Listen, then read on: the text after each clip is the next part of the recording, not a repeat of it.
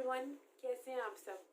I hope आप सब अच्छे होंगे। एंड आज की जो हमारी वीडियो है उसका टॉपिक है सोशलाइजेशन प्रोसेस। पार्ट वन, ये पार्ट 3 है। पार्ट 1 एंड पार्ट 2 में हमने डिस्कस किए थे कुछ इम्पॉर्टेंट टॉपिक्स। एंड वो सारे टॉपिक्स जो हैं सारे टीचिंग एग्जाम के लिए, चाहे वो DSSB हो, चाहे वो KVS हो, NVS हो, CTET हो या कोई भी टेट हो, उसके लिए इम्पॉर्टेंट है। अगर आपने नहीं देखा है तो ज़रूर देखिए। एंड उसका जो लिंक है आपको डिस्क्रिप्शन बॉक्स में मिल जाएगा। तो स्टार्ट करते हैं हमारी आज का वीडियो का topic, that is socialization process. तो सबसे पहले, जैसा कि मैं हमेशा कहती हूँ कि एक डेफिनेशन से स्टार्ट करते हैं। तो what is socialization? Socialization is a process in which a social और a biological individual is transformed into a social being. एक जैसे जो नॉर्मल ह्यूमन बीइंग है वो सोशल बीइंग में ट्रांसफॉर्म होता है। इसी प्रोसेस को बेसिकली सोशलाइजेशन प्रोसेस कहते हैं। एंड इसके बहुत सारे फैक्टर्स हैं, जैसे कि सोशलाइजेशन में क्या इन्वॉल्व होता है, जैसे learning how to behave in community, learning how to follow the rules of the community. जब आप जैसे आप किसी सोसाइटी में या कम्युनिटी में बाहर जाते हैं तो उसमें कैसे आपको बिहेव करना है, क्या रूल्स कैसे फॉलो करने हैं, अपने आप को कैसे प्रेजेंट करना है। तो वो सारे जो सेट ऑफ रूल्स है उसको सीखने के प्रोसेस को ही एक तरीके से हम सोशलाइजेशन प्रोसेस कहते हैं। तो इसके सबसे पहले ये 3 पार्ट में हम समझते हैं। पहला हमने समझ लिया व्हाट इज सोशलाइजेशन प्रोसेस, तो इसकी सबसे सिंपल डेफिनेशन यही है जो हमने अभी डिस्कस करी है।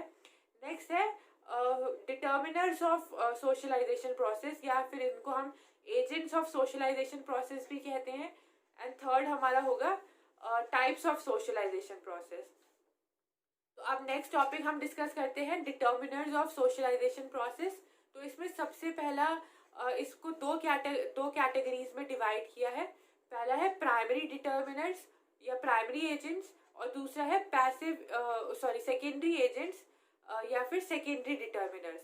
अच्छा, प्राइमरी एजेंट्स को हम एक्टिव एजेंट्स भी कहते हैं क्योंकि वो डायरेक्टली रोल करते हैं सोशलाइजेशन प्रोसेस में। एंड पैसिव एजेंट्स को या सेकेंडरी एजेंट्स को हम पैसिव कहते हैं। तो ये रेसिप्रोकल है, इनमें आप कंफ्यूज ना हो इसलिए मैंने आपको एक्सप्लेन कर दिया।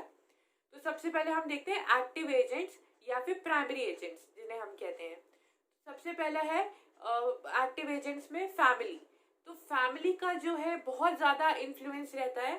जैसे आपको पता होगा जब बच्चा स्कूल में आता है तो उससे पहले ही उसने काफ़ी चीज़ें सीख रखी होती हैं, जैसे कि जैसे अगर आपके सामने कोई आया तो उसको कैसे ग्रीट करना है, हेलो बोलना है, हाय बोलना है, नमस्ते बोलना है। तो ये सारा जो है फैमिली उसको सिखा देती है।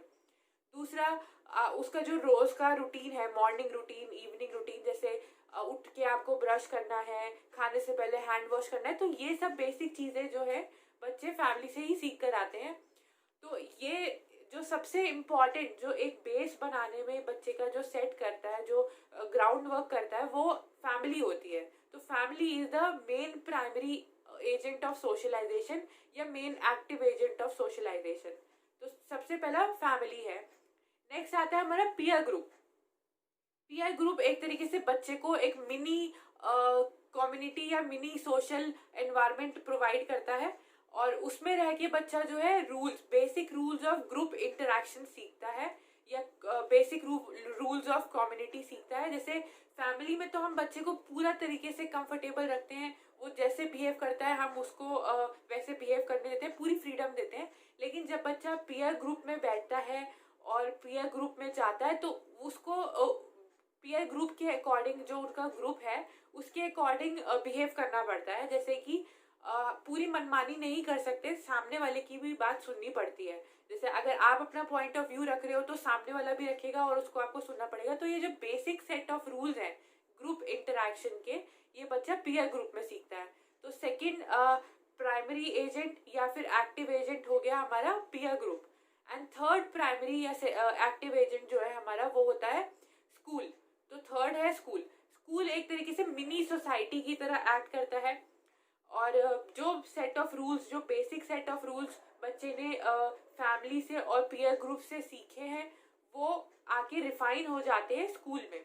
तो अगर बच्चे की कोई गलत आदत है पहले से, उसको ठीक कराते हैं टीचर्स, स्कूल में उस बातों को ठीक कराया जाता है। उसके बाद स्कूल में हम बच्चे का एक जो रूटीन है उसको भी रिफाइन करते हैं, जैसे मॉर्निंग में आपको प्रेयर करनी है, लंच से पहले आपको छोटी सी प्रेयर करनी है, उसके बाद आपको हैंड वॉश करना है। तो जो बेसिक रूल्स बच्चे ने स्कूल जो फैमिली में नहीं सीखे, पीयर ग्रुप्स में नहीं सीखे, वो स्कूल में सिखाया जाता है।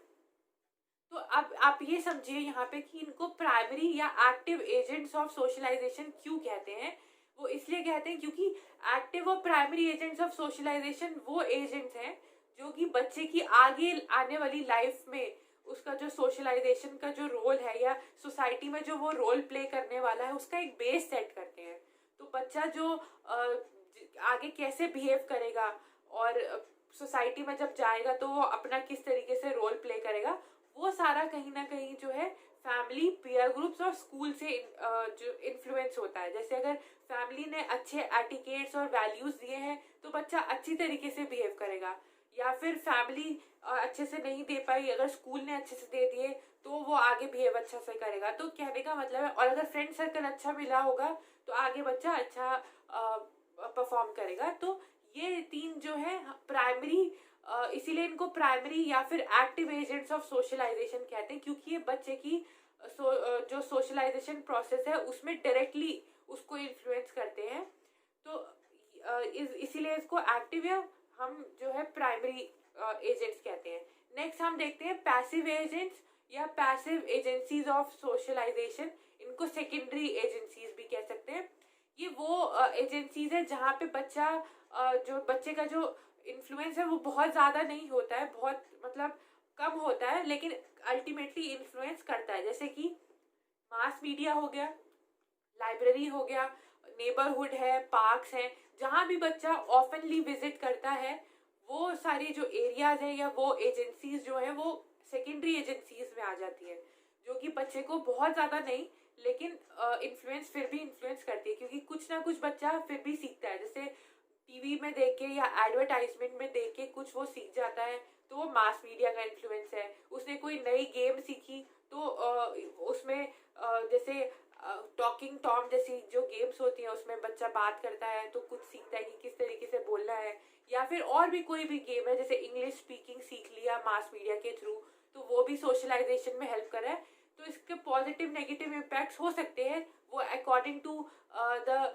कंटेंट ही और शी इज वॉचिंग, तो उसका हम नहीं कह सकते, लेकिन वो कहीं ना कहीं सोशलाइजेशन में उसकी हेल्प कर रहा है। तो इसीलिए इन सारी एजेंसीज को जो डायरेक्टली जिनका मिनिमम इन्फ्लुएंस होता है बट कहीं ना कहीं इन्फ्लुएंस कर रही हैं, उनको हम सेकेंडरी एजेंट्स कहते हैं या फिर पैसिव एजेंट्स कहते हैं।